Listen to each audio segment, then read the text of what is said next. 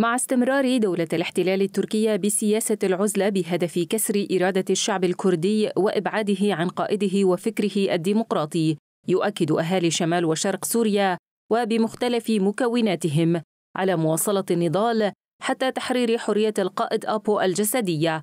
وبهذا الصدد تقول نساء من كوباني بأن إرادتهم لن ولم تكسر يوماً، وأن دولة تركيا بهدف العزلة تهدف للقضاء على الشعب الكردي.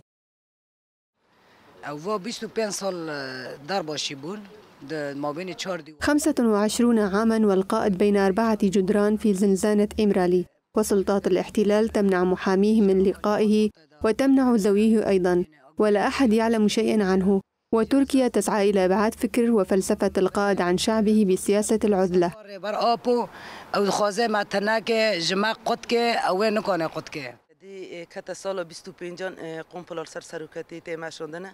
المؤامرة التي حيكت على القائد آبو كان للدول العالمية يد في حياكتها، والكل سعى لهذه المؤامرة، وهي ليست فقط على القائد، بل سعت هذه الدول مع تركيا إلى إنهائنا كشعب كردي.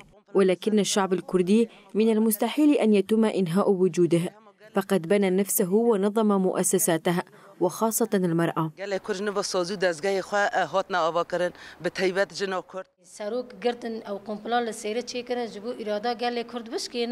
اعتقلوا القائد وحاكوا المؤامرة لكسر إرادتنا نحن الكرد، ولكن رغم المؤامرة فنحن لم تكسر إرادتنا يوما. وبعد كل هذا الوقت من سنة